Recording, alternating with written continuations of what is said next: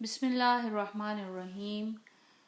کاشانہ بصیرت YouTube channel کے سامعین کی خدمت میں کتاب عدل الہی کا 24واں حصہ پیش خدمت ہے۔ صفحہ نمبر 311، موضوع ہے نبوت و امامت پر ایمان۔ اس مقام پر ہم ابتدائے بحث میں پیش کیے گئے ایک اور مسئلے کی وضاحت کریں گے، یعنی وہ غیر مسلم موحد جو قیامت کے معتقد ہیں اور اپنے اعمال قربتاً اللہ انجام دیتے ہیں، ان کے اعمال کی صورتحال کیا ہے۔ اہل کتاب کے درمیان ایسے لوگ پائے جاتے ہیں جو نہ تو حضرت عیسیٰ علیہ السلام کو خدا کا بیٹا مانتے ہیں اور نہ ہی حضرت عزیر علیہ السلام کو، نہ دوگانہ پرست ہیں اور نہ ہی آتش پرست، نہ المسیح ابن اللہ کہتے ہیں اور نہ ہی عزیر ابن اللہ کے قائل ہیں۔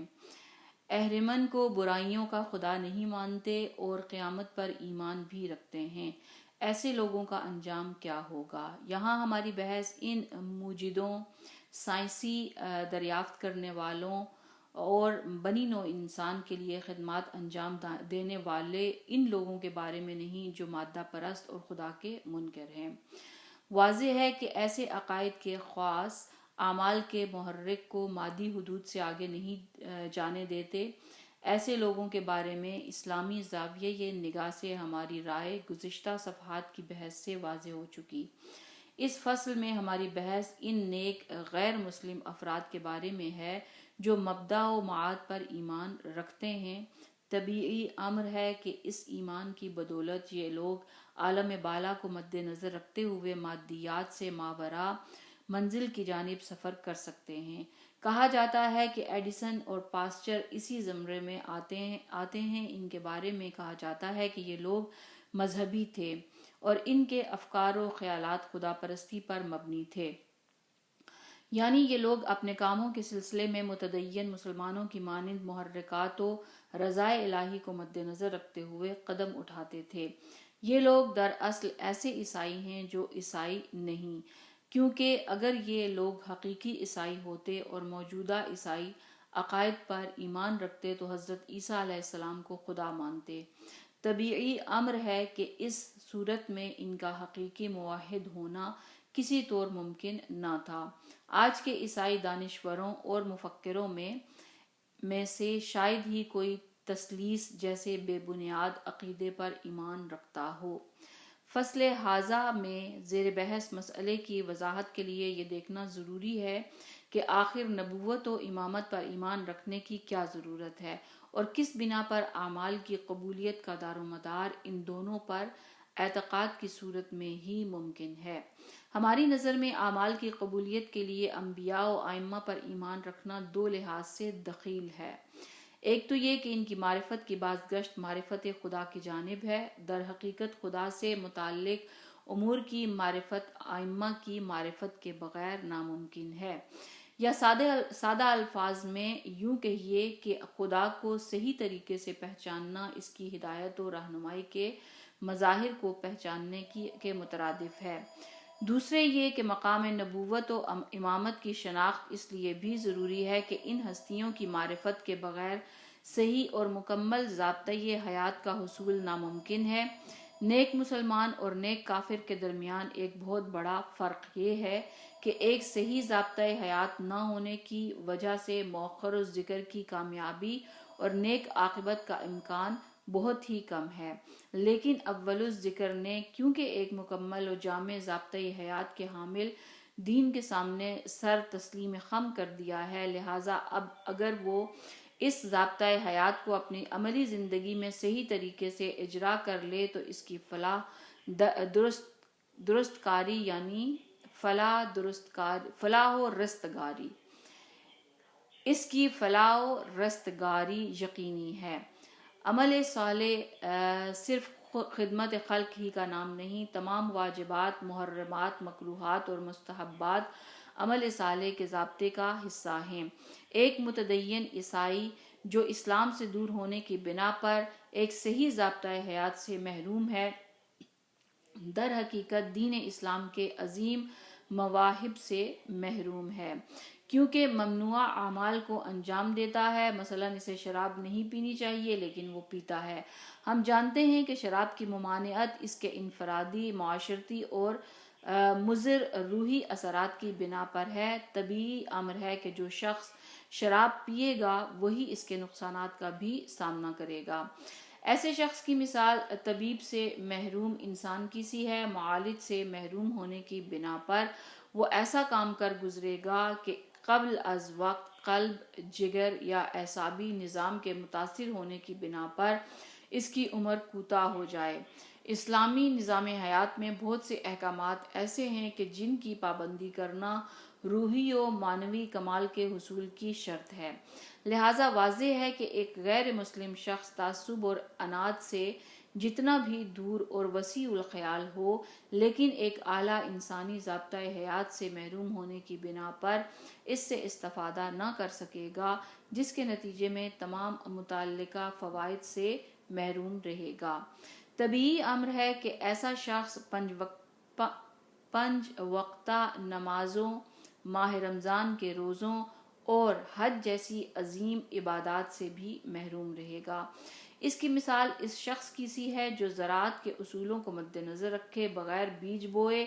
ایسے شخص کی فصل ہرگز اس کسان کی طرح نہیں ہو سکتی جو زراعت کے تمام اصولوں کو مد نظر رکھتے ہوئے بروقت ہل چلائے، تخم پاشی کرے اور کھیت کو خودرو گھاس پھوس سے بھی پاک صاف کرے۔ نیک مسلمان اور نیک کافر کے درمیان فرق کو یوں بیان کیا جا سکتا ہے کہ نیک مسلمان اس بیمار کی مانند ہے جو شب روز ایک ماہر طبیب کی زیر نگرانی ہے۔ اس کی تمام دوائیں اور غذائیں طبیب کی تجویز کردہ ہیں۔ غذا اور دوا کی اقسام، ان کے کھانے کا وقت اور مقدار، یہ سب طبیب کے تابع ہیں۔ لیکن ایک نیک غیر مسلم اس خود سر اور بے کہے مریض کی طرح ہے جس کی شب و روز میں کوئی نظم و ضبط نہیں، جو غذا یا دوا اس کے ہاتھ میں لگے اسے کھا لیتا ہے۔ اب جہاں یہ ممکن ہے کہ ایسا بیمار بطور اتفاق کوئی مفید دوا کھا کر افاقہ حاصل کر لے، وہیں یہ بھی ممکن ہے کہ کسی مہلک اور خطرناک دوا کو استعمال کر لے۔ نیز یہ بھی ممکن ہے کہ کبھی کسی مفید غذا کو استعمال کرنے کے بعد کسی بد پرہیزی یا نامناسب غذا کے نتیجے میں سابقہ مفید غذا کے اثرات کو زائل کر دے۔ اس بیان کے بعد ایک مسلمان اور خدا کے معتقد غیر مسلم کے درمیان فرق واضح ہو جاتا ہے، یعنی مسلمان خدا کا معتقد ہے اور اس کے پاس ایک مکمل ضابطۂ حیات بھی ہے، لیکن خدا کو ماننے والے غیر مسلم کے اعمال کسی صحیح ضابطۂ حیات کے پابند نہیں۔ بالفاظ دیگر مسلمان ہدایت تک پہنچ گیا ہے لیکن غیر مسلم خدا پر ایمان رکھنے کے باوجود ہدایت تک نہ پہنچ سکا۔ اس سلسلے میں قرآن کریم کا ارشاد ہے، سورہ آل عمران آیت نمبر 20، فَإِنْ أَسْلِمُوا فَقَدِ اهْتَدُوا۔ ترجمہ: اگر محمد صلی اللہ علیہ وآلہ وسلم کے سامنے سر تسلیم خم کر دیں تو یہ لوگ ہدایت پائیں گے۔ گزشتہ آخری 2 فصلوں میں ہمارے بیان سے یہ بات واضح ہو گئی کہ نیک اعمال کا اجر و صلہ پانے کے لحاظ سے تمام غیر مسلم یکساں نہیں ہیں۔ خدا اور قیامت کے منکر غیر مسلم اور ان دونوں پر معتقد لیکن نبوت پر ایمان کی دولت سے محروم غیر مسلم کے درمیان بہت ہی بڑا فرق ہے۔ اول الذکر کے لیے ایسے عمل کو انجام دینا ممکن نہیں جو بارگاہ الہی میں درجہ قبولیت پر فائز ہو، جبکہ ثانی الذکر کے لیے یہ امر ممکن ہے۔ اسلام مشرک کو برداشت نہیں کرتا لیکن اہل کتاب کو برداشت کر لیتا ہے۔ عقیدہ شرک چھوڑنے کے سلسلے میں مشرک پر زور ڈالتا ہے لیکن اہل کتاب کو اپنا عقیدہ چھوڑنے پر مجبور نہیں کرتا۔ ہماری نظر میں مشرکین اور اہل کتاب کے ساتھ مسالمت آمیز زندگی گزارنے کے سلسلے میں اسلام کی مذکورہ بالا تفریق کا فلسفہ بھی یہی ہے کہ مشرک یا منکر خدا نے شرک و انکار کے ذریعے اپنے آپ پر نجات کے راستے کو تاابد مسدود کر لیا ہے۔ اس کی روحانی کیفیت نے عالم مادہ سے گزر کر ملکوت اور بہشت ابدی کی جانب پرواز کرنے سے اسے ہمیشہ کے لیے محروم کر دیا ہے۔ لیکن اہل کتاب اپنی روحانی کیفیت کے پیش نظر عمل صالح خواہ ناقص ہی کیوں نہ ہو کو انجام دے سکتے ہیں اور چند دیگر شرائط کو ضم کر کے عمل کا نتیجہ پا سکتے ہیں۔ قرآن کریم اہل کتاب کو مخاطب کرتے ہوئے فرماتا ہے آل عمران کی آیت نمبر 64 میں کہ آ جاؤ ایک ایسے کلمے کی طرف جو ہمارے اور تمہارے درمیان مشترک ہے، اور وہ یہ ہے کہ سوائے خدا کے کسی اور کی پرستش نہ کریں، کسی کو اس کا شریک قرار نہ دیں، اور ہم میں سے بعض لوگ کچھ اور لوگوں کو اپنا حاکم و پروردگار نہ مانیں۔ قرآن کریم نے اہل کتاب کو اس کی اعلانیہ دعوت دی ہے، لیکن مشرک و منکر کو ایسی کوئی دعوت نہیں دی۔ عمل کی آفات، یہ اگلا ٹاپک ہے۔ ایمان کی اہمیت و حیثیت کے سلسلے میں تیسرا قابل توجہ مسئلہ کفر و عناد کے منفی اثرات کا ہے، یعنی کفر و عناد کیا نیک اعمال کے رائیگاں اور بے اثر ہونے کا باعث بن سکتے ہیں؟ جس طرح سے پھلوں اور فصلوں کو لگنے والے کیڑے انہیں سڑا کر تباہ و برباد کر دیتے ہیں، کیا اسی طرح کفر و عناد بھی نیک اعمال پر حملہ آور ہو کر انہیں پوچھ و بے اثر کر سکتے ہیں؟ مترجم نے اس کی تھوڑی سی وضاحت کی ہے حاشیے میں کہ کیونکہ پھلوں اور فصلوں پر حملہ آور کیڑے کبھی ان کے پکنے کے بعد ان پر حملہ کرتے ہیں اور کبھی پکنے سے پہلے۔ یہاں اول الذکر شق مرحوم مصنف کے پیش نظر ہے اور تمام شرائط کے ساتھ انجام دیے گئے نیک اعمال کی مثال پکے ہوئے پھل یا تیار فصل کی سی ہے۔ مترجم بالفاظ دیگر اگر انسان تمام شرائط کا خیال رکھتے ہوئے حسن فعلی و فاعلی پر مشتمل کوئی نیک عمل انجام دے، لیکن دوسری طرف حقیقت کے مد مقابل ہٹ دھرمی اور عناد کا مظاہرہ کرے، خصوصاً اگر وہ حقیقت اصول دین میں سے ہو، تو کیا وہ عمل صالح جو بذات خود نیک تھا، ملکوتی و نورانی تھا، بارگاہ و ملکوت الہی میں کسی نقص کا شکار نہ تھا، اس ہٹ دھرمی کی بنا پر یا اس روحانی انحراف کے سبب نیست و نابود نہ ہو جائے گا؟ یہ ہے وہ مقام جہاں عمل کی آفات کا مسئلہ زیر بحث آتا ہے۔ ہو سکتا ہے کوئی عمل حسن فعلی و فاعلی پر مشتمل ہو، یا یوں کہیے کہ عمل کے ظاہری خد و خال بھی صحیح ہوں اور اس کی روح بھی، ملکی و مادی حوالے سے بھی عمل نیک و خوب ہو اور غیبی و ملکوتی لحاظ سے بھی، لیکن اس کے باوجود عالم غیب و ملکوت میں کسی آفت میں مبتلا ہونے کی بنا پر تباہ و برباد ہو جائے، بالکل اس بیج کی مانند جسے تیار زمین میں بویا جائے، اس کے فصل پک کر تیار بھی ہو جائے، لیکن اترنے سے پہلے اسے کیڑا لگ جائے، ٹڈی یا آسمانی بجلی اسے ختم کر دے۔ قرآن کریم ایسی آفات کو حبط کا نام دیتا ہے۔ عمل کی آفات صرف کفار ہی سے مخصوص نہیں، مسلمانوں کے اعمال بھی ان آفات کا شکار ہو سکتے ہیں۔ ہو سکتا ہے کوئی مومن مسلمان راہ خدا میں قربتاً اللہ کسی مستحق محتاج کو صدقہ دے، اس کا صدقہ درجہ قبولیت پر فائز بھی ہو جائے، لیکن اس مستحق پر احسان جتانے یا اسے کسی ذہنی اذیت میں مبتلا کرنے کے سبب وہ صدقہ نیست و نابود ہو جائے۔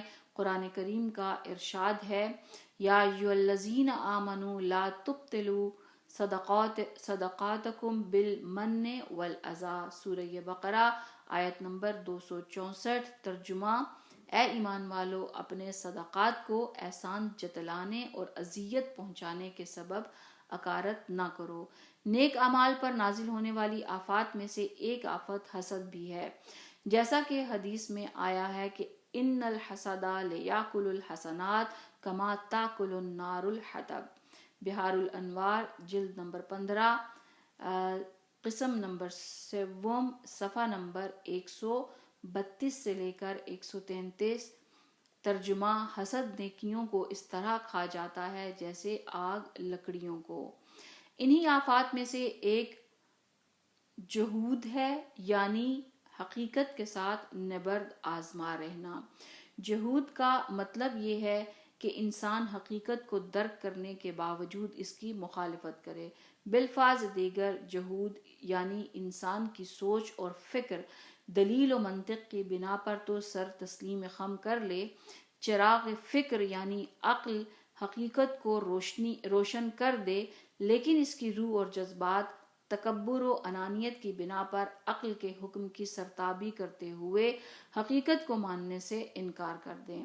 حق و سچائی کو پہچان لینے کے بعد اس سے نبرد آزما رہتے ہوئے اس کی مخالفت کرنا ہی در حقیقت کفر ہے۔ اس سے پیشتر تسلیم کے مراحل کی وضاحت کے دوران ہم نے مذکورہ حالت کو کسی حد تک بیان کیا تھا۔ یہاں اعمال کی آفت کی مناسبت سے اس حال کی مزید وضاحت کریں گے۔ امیر المومنین علیہ السلام اسلام کی تعریف کرتے ہوئے فرماتے ہیں: الاسلام هو التسلیم۔ نہج البلاغہ حکمت و مواعظ نمبر 125۔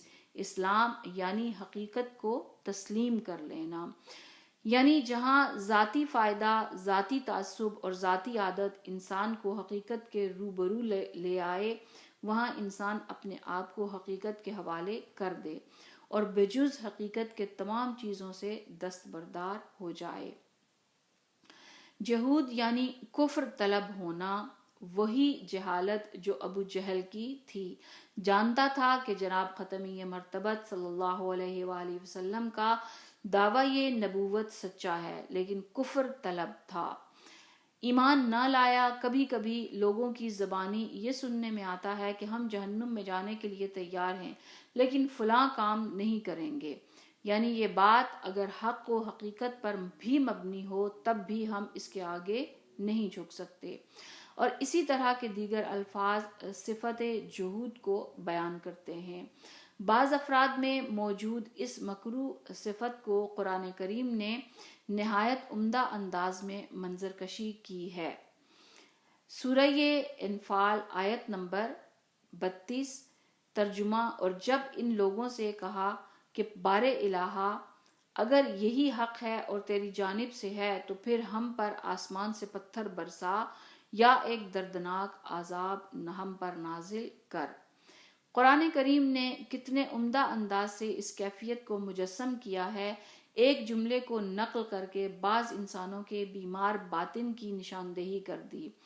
جس ضدی اور ہٹ دھرم انسان کا جملہ آیت نے بیان کیا ہے، وہ بجائے یہ کہنے کے کہ خدایا اگر یہ بات حق ہے اور تیری جانب سے ہے تو پھر میرے قلب کو اسے قبول کرنے کے لیے تیار کر دے، یہ کہتا ہے کہ اگر یہ حق ہے تو پھر مجھ پر عذاب نازل کر اور مجھے ختم کر دے، یعنی میں مر سکتا ہوں، موت سے ہمکنار ہو سکتا ہوں، لیکن حقیقت کو نہیں قبول کر سکتا۔ یہ حالت بہت خطرناک ہے، خواہ کتنی ہی معمولی باتوں میں کیوں نہ ہو، نہ جانے ہم سے کتنے افراد معاذ اللہ اس میں مبتلا ہوں۔ فرض کیجئے کوئی مشہور طبیب، مجتہد یا بین الاقوامی شہرت یافتہ کسی اور شعبے کا ماہر اپنے متعلقہ شعبے میں کسی چیز کی تشخیص دیتے ہوئے اپنی رائے کا اظہار کرے، بعد میں کوئی گمنام شخص، نوعمر طبیب یا نوجوان دینی طالب علم اسی مسئلے میں اس کی مخالفت کرتے ہوئے مضبوط و مستحکم قطعی دلائل پیش کرے، جن کی مذکورہ ماہر اپنے دل میں تصدیق بھی کرے، لیکن عوام کو ان سب باتوں کی کوئی خبر نہ ہو اور وہ اس مشہور و معروف ماہر کی شخصیت کے پیش نظر اس کی بات کو مانتے رہیں۔ اب اس مقام پر اپنے شعبے کا مشہور و معروف شخص اس نوعمر طبیب یا نوجوان دینی طالب علم کے آگے سر تسلیم خم کر دے، یعنی حقیقت کے سامنے جھکتے ہوئے اپنی غلطی کا اعتراف کر لے، تو وہ واقعی مسلم ہے، کیونکہ الاسلام هو التسلیم۔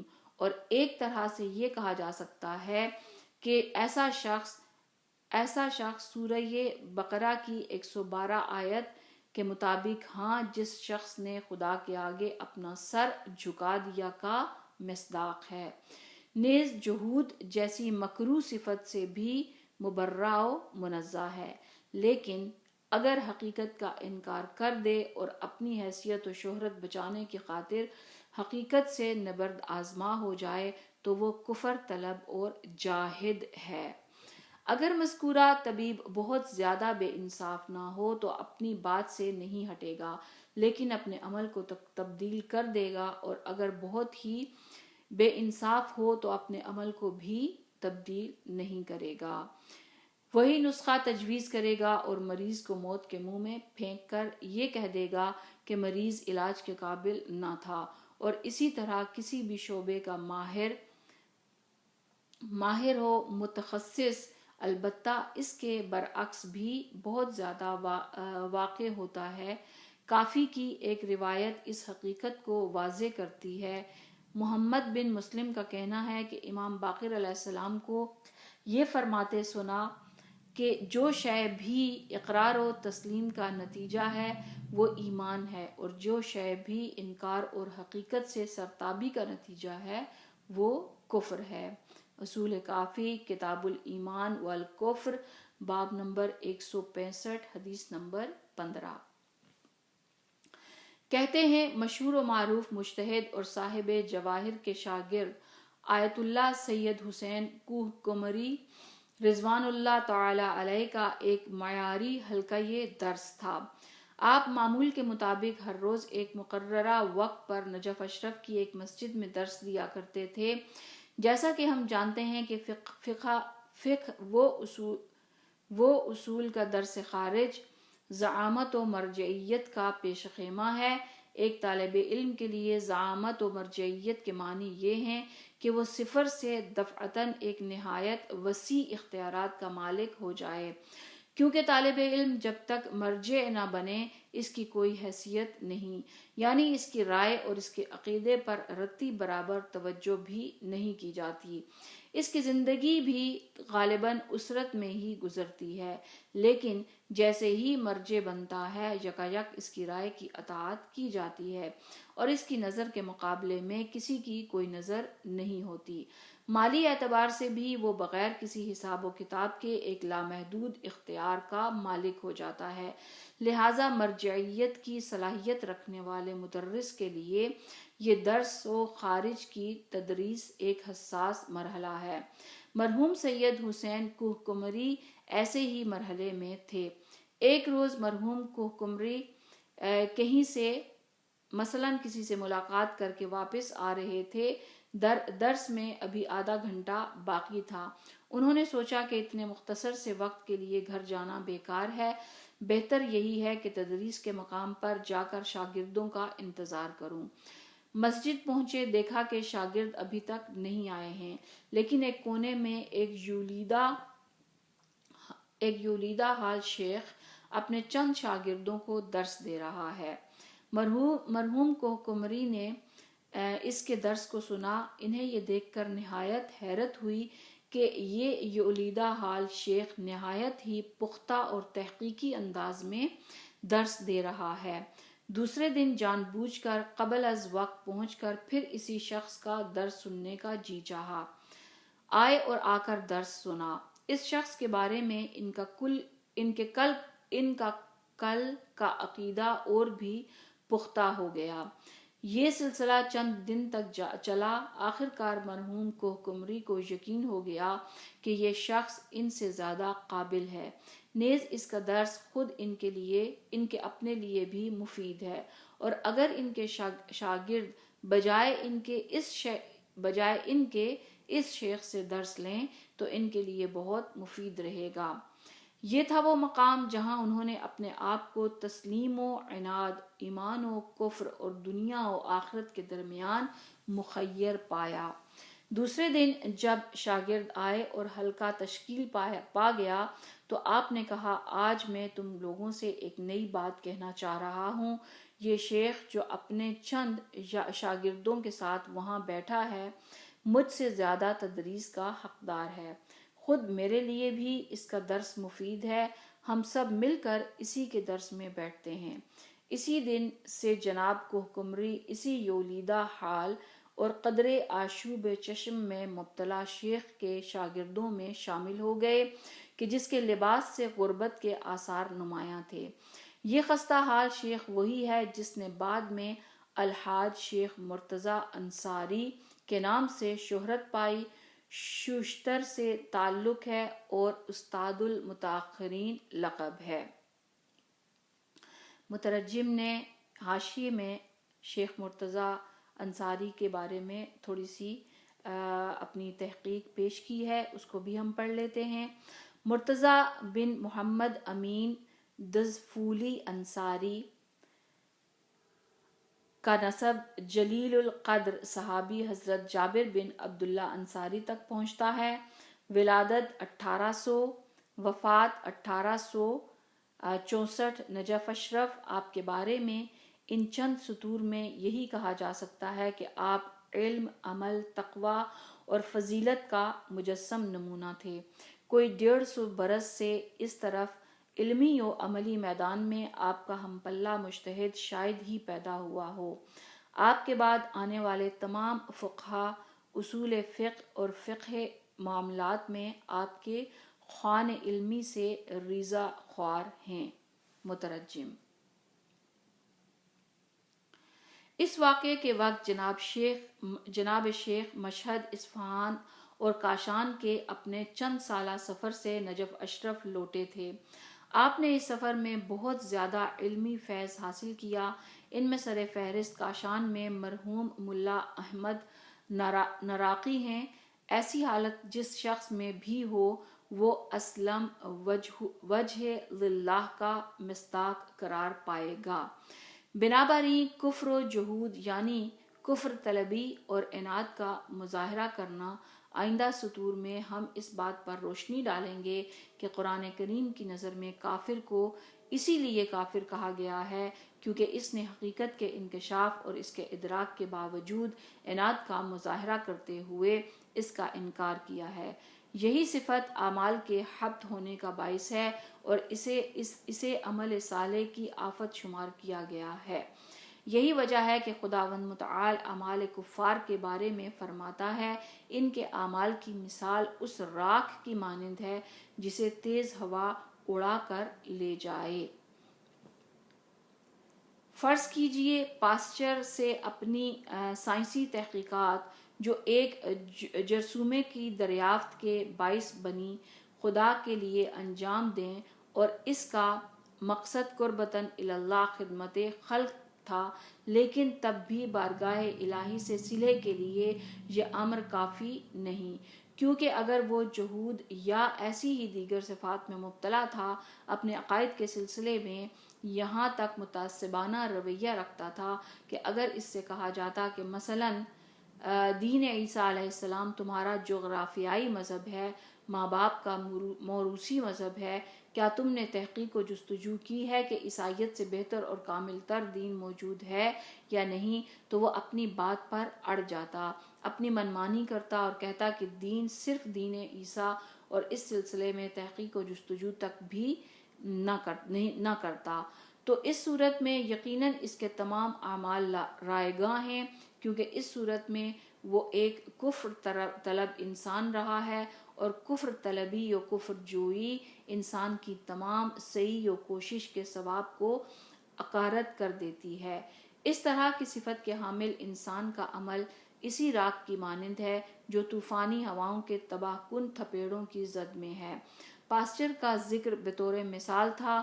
ہم یہ نہیں کہنا چاہتے کہ اس میں مذکورہ بالا صفات موجود تھیں، اس کا علم خدا کو ہے۔ ہم بھی اگر حق کے سامنے ڈٹ کر ہٹ دھرمی کا مظاہرہ کریں تو ہم پر بھی اس کلیے کا اطلاق ہوگا۔ بار الہ ہمیں کفر طلبی اور حق کے ساتھ عناد سے محفوظ فرما۔ مذکورہ بالا امور کے علاوہ اعمال کی اور بھی بہت سی آفات ہیں۔ شاید انہی میں سے ایک آفت حق و حقیقت کے دفاع کے سلسلے میں غیر جانبدار اور بے حس ہونا ہے۔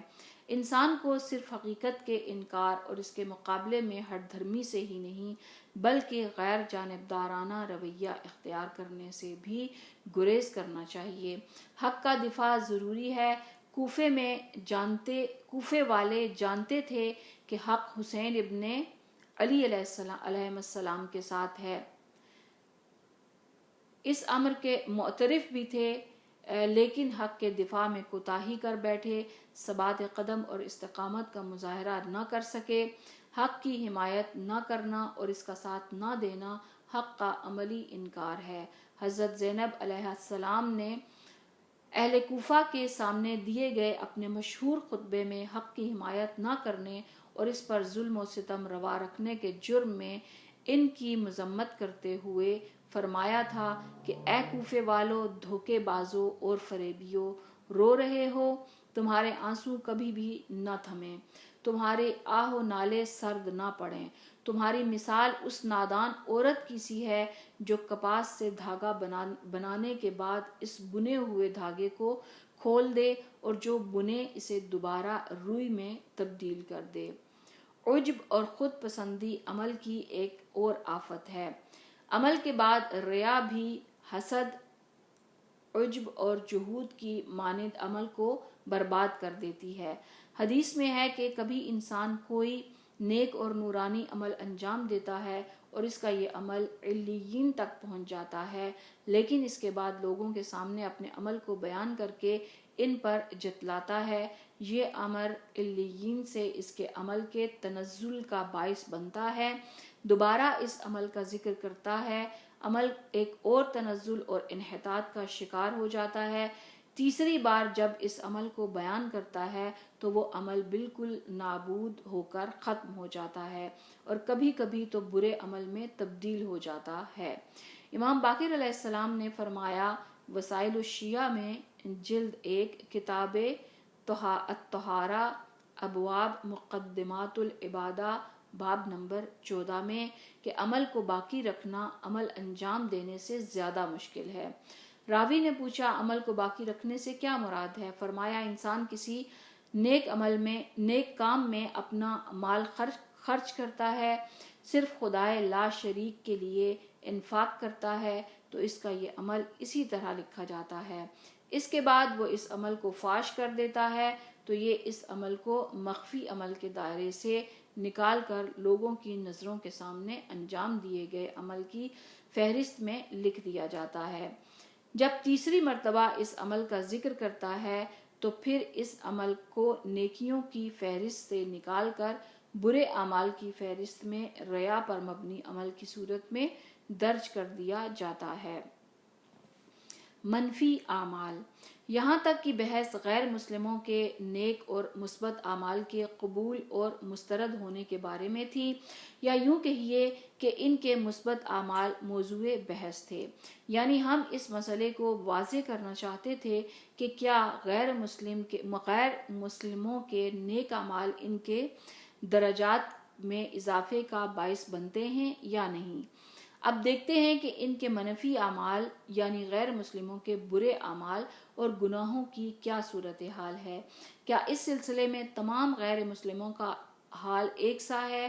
مزید برآں، کیا منفی اعمال یعنی انحطاط کی جانب لے جانے والے برے اعمال کے حوالے سے مسلم و غیر مسلم اور اسی طرح شیعہ اور غیر شیعہ کے درمیان کوئی فرق ہے یا نہیں؟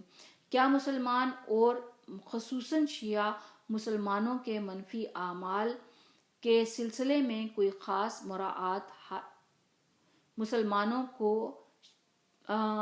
کیا مسلمانوں اور خصوصاً شیعہ مسلمانوں کو منفی اعمال کے سلسلے میں کوئی خاص مراعات حاصل ہیں؟ گزشتہ ابحاث سے یہ بات واضح ہو گئی کہ خداوند تعالیٰ کا عذاب انسان سے دیدہ و دانستہ گناہ سرزد ہونے کی صورت میں ہی نازل ہوتا ہے، سہو یا نسیان کی صورت میں نہیں۔ اس کے علاوہ ہم نے اس آیت کے معنی کو بھی بیان کیا کہ جس سے علماء اصول فقہ نے قبح عقاب و بلا بیان جیسے قاعدے کا استخراج کیا ہے۔ اب یہاں ہم غیر مسلموں کے منفی اعمال یا بعبارت دیگر ان کے برے اعمال کی سزا و پاداش کے مسئلے کو واضح کریں گے۔ اس امر کے لیے ہم اسلامی تعلیمات کے ایک ایسے مسئلے کو پیش کرنے پر مجبور ہیں جسے سب سے پہلے خود قرآن کریم نے بیان کیا، اور وہ ہے قصور اور استضعاف کا مسئلہ۔ یہاں سے ہم اسی عنوان کے تحت اپنی بحث کا آغاز کرتے ہیں۔